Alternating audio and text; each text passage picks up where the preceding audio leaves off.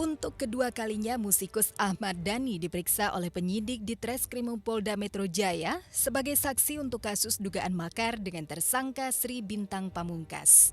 Penyidik mencecar Dhani dengan 12 pertanyaan seputar ceramah tersangka di kolong tol Kalijodo dan Universitas Bung Karno. Dhani mengaku tak menghadiri ceramah tersangka di kolong tol Kalijodo, namun sempat menghadiri ceramah Sri Bintang Pamungkas di Universitas Bung Karno, namun ketika itu Dhani datang terlambat sehingga tak tahu isi ceramah tersangka. Oh, di Kalijodo enggak. Kalijodo saya enggak hadir.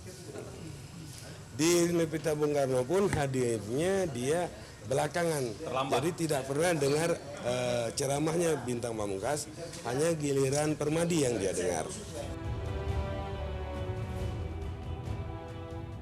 Dhani juga mengaku tak mengenal secara dekat tersangka Sri Bintang Pamungkas.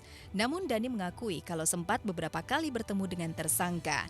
Dhani juga yakin tersangka bakal bebas dari hukuman penjara karena tak ditemukan bukti bila tersangka akan melakukan makar. Kalau saya ya, pendapat saya pribadi, meskipun masuk ke dalam pengadilan nanti, saya yakin Sri Bintang Pamungkas tidak terbukti melakukan makar. Itu pendapat pribadi saya. Saya pertama kali bercengkrama dengan Sri Bintang Pamungkas di Makobrimob tanggal 2 Desember. Ya. Jadi sebelumnya tidak ada sama sekali? Belum pernah ada cengkraman-cengkraman. Dhani 2 kali diperiksa sebagai saksi untuk tersangka dugaan makar Sri Bintang Pamungkas. Dhani juga diperiksa sebagai saksi untuk tersangka dugaan makar lainnya, yaitu Rahmawati Soekarno Putri. Sudah begitu, Dhani masih terbebani dengan kasus penghinaan terhadap penguasa yang menempatkan dirinya sebagai tersangka. Dhani begitu akrab dengan berita-berita yang bernuansa negatif, padahal dirinya butuh citra yang positif untuk memuluskan langkah menjadi wakil Bupati Bekasi. Oh, bagus. Masih tetap terus berjalan. Bagus. Artinya saya dianggap, dinilai oleh warga Bekasi adalah anak muda yang berani. Dhani masih sangat percaya diri kalau elektabilitas atau tingkat keterpilihan dirinya tak tergerus oleh berbagai berita negatif seputar dirinya. Sejak lama Dhani memang akrab dengan pro dan kontra. Tak hanya soal karirnya di dunia musik, melainkan juga kehidupan pribadinya. Di dunia musik, semua pro kontra tentang Dhani terbukti tak menyebabkan karirnya tamat. Apakah hal itu akan berlaku juga di dunia politik? Sejauh ini, Dhani masih percaya kalau segala pro kontra tentang dirinya justru membawa keuntungan, bukan kerugian bagi dirinya. Kalau pro kontra kan dari dulu. Tapi kalau penangkapan makar ini semakin membuat banyak yang pro. Jadi saya berterima kasih kepada kepolisian yang telah membuat elektabilitas saya semakin bagus. Dhani masih harus membuktikan ucapannya dan siap bekerja lebih keras lagi untuk mengambil hati warga Kabupaten Bekasi. Iya, terus apalagi mulai Sabtu nanti itu setiap hari saya ke Bekasi. Tidak ada kegiatan rutin? Rutin setiap hari sampai tanggal Minggu Tenang.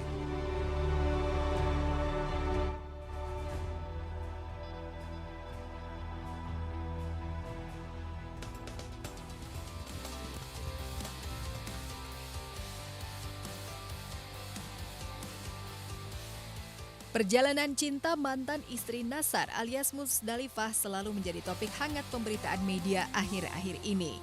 Pasca resmi berpisah dari Nassar, Musdalifah dikabarkan siap memulai kehidupan rumah tangga baru. Nama Ustadz muda Abi Sabit El-Wafa digadang-gadang siap mengisi kekosongan hati mantan istri Nassar tersebut. Bahkan dikabarkan keduanya akan menikah pada 13 Januari mendatang. Sayang, kabar pernikahan tersebut ternyata ditentang oleh Ustadz Abi dan istrinya. Bagi mereka, hubungan Ustadz Abi dengan Musdalifah tak lebih dari sekadar pertemanan belaka. Sementara Musdalifah sendiri dirundung pilu karena merasa dibohongi oleh Ustadz Abi Sabit. Jauh perjalanan ini, kedekatan saya dengan Bu Haji itu adalah kedekatan partner ya, partner bisnis, partner sinergi dalam ada beberapa proyek. Tidak ada komunikasi bahwa tanggal 13 itu akan terjadi pernikahan antara saya dengan Bu Haji Musdalifah. Tiap manusia kan perjalanan kan bermacam-macam ya, bergelombang gitu. Ya sudah, aku karena banyak sabar aja ikhlas. Jadi tidak boleh, oh kenapa aku dibohongi. Enggak, aku tidak punya pikir. Ya sudah, mungkin aku harus berhati-hati lagi. Saya pikir itu biasa aja, kedekatan juga kedekatan yang biasa aja, dan itu nggak lebih dari sekedar teman aja, kawan gitu. Dan mengenai tanggal 13 itu tidak akan terjadi pernikahan dan tidak ada.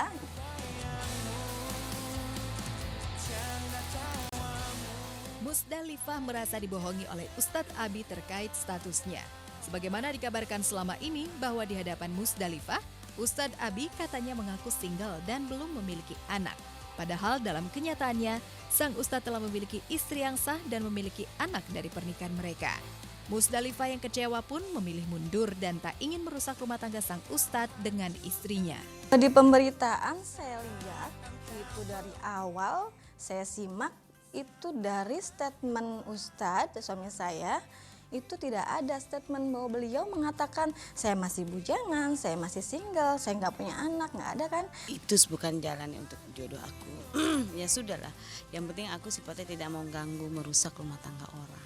Makanya aku lebih baik menghindar, mundur daripada aku dibilang untuk merusak rumah tangga orang. Berkaitan dengan pemberitaan status saya masih lajang, saya tidak pernah berbicara satu kata pun di media bahwa saya masih single. Oh, saya sudah beristri, saya sudah punya anak. Kabar pernikahan Musdalifah dengan Ustadz Abi Sabit benar-benar menjadi buah bibir media di tanah air. Tak hanya itu, kabar pernikahan tersebut juga membawa perubahan dalam rumah tangga sang Ustadz sendiri. Istri Ustadz Abi mengaku selalu ditanyai tetangga terkait pemberitaan pernikahan kembali suaminya dengan Musdalifah. Meski demikian, pihak Ustadz Abi berusaha tak gentar menghadapi sederet pemberitaan tersebut. Sementara Musdalifah sendiri mengaku tak ingin buru-buru mencari pendamping hidup untuk menghiasi kekosongan relung hatinya saat ini. Kalau dirugikan ya karena terkesan kami yang dibully ya, ataupun ya karena masyarakat jamaah kami khususnya banyak yang menanyakan kepada kami mengenai hal tersebut. Aku santai ya, pas tahu aku, oh ya sudahlah, kenyataannya udah punya, ya udah aku harus lebih baik. Oh namanya kalau nggak gini kan tidak ada perkenalan ya. Kalau ada pandangan positif dan negatif itu kan kita serahkan lagi kepada pandangan masyarakat ya.